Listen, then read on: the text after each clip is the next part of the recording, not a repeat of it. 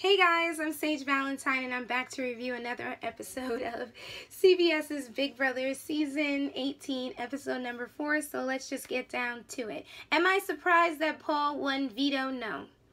Because I had a feeling that he was going to be the first veto winner if he was put on the block, because Paul gave me this impression that he's very determined, and I'm not surprised that he decided to save himself, although I think that Jozea was very surprised because in his eyes, the veto holder was going to save him.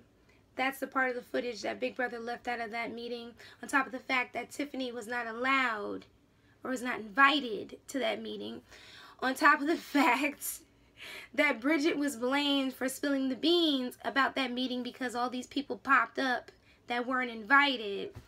I mean, I keep saying this, it sounds like a broken record, but there's only so much that Big Brother can show in each episode, so what they don't show, I tell you guys in my reviews.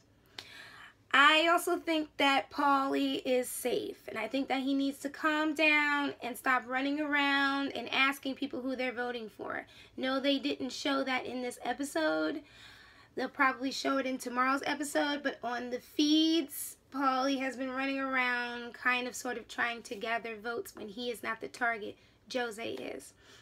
I'm not surprised that Bridget was the replacement nominee for Paul, because Bridget's name has been popping up on different things, on top of the fact that, I mean, and by things I mean conversations, on top of the fact that Bridget's crew, the Spy Girls, they're not as inconspicuous as they think they are, and everybody pretty much knows what they're up to.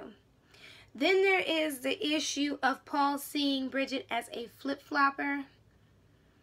Then there was also the issue of Frank initially wanting to put her on the block instead of Paul, but his group convinced him that Paul was the better choice.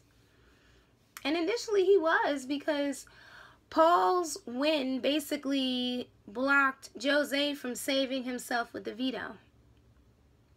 So Davon was right. When putting Paul versus Jozea, they both were going to battle to save themselves, and Paul was going to save himself. Speaking of Bridget, kudos to the Big Brother editors, because they gave us subtle clues that Bridget was in trouble, because it seemed like Bridget had more of her diary session shown. Bridget seemed to pop up more in the episode, and then there was a scene where Paul was suggesting that Bridget was a flip-flopper because she was all friendly with Paulie, but she seems like a friendly person. So on a side note, I like the whole sibling alliance between Tiffany and Paulie. Those two have each other's backs, and I think that's pretty cool. But I really like this new power that the HOH was given by the Big Brother powers that be. What this new power entails is that the HOH has the power to pick the names for the veto competition, the players, and if she does not pick the nominees' names, they have no say in who is playing in the veto competition with them. I mean, Big Brother, you guys are thinking of some crazy twists, but this one is pretty awesome. I'm looking forward to whatever else Big Brother has in store, because so far, I really like Season 18.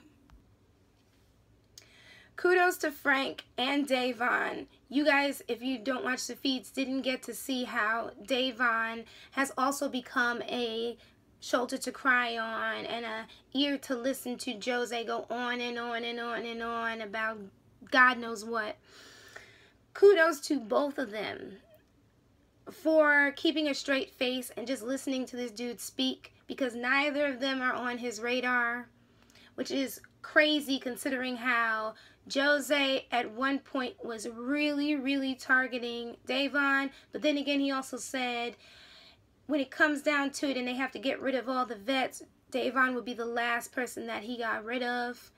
But even in the house as a whole, her name really hasn't come up, and I don't think Frank's has come up as much either. It's mostly been Jozea, Michelle, Tiffany, and I think Bridget.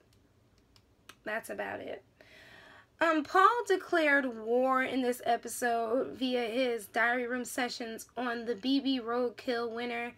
He is determined to find out who that is, and I say to him, good luck, because it's not going to be that easy to find out, because that alliance is not going to tell on Frank at all. Bridget says that she's going to find out who the BB Roadkill winner is.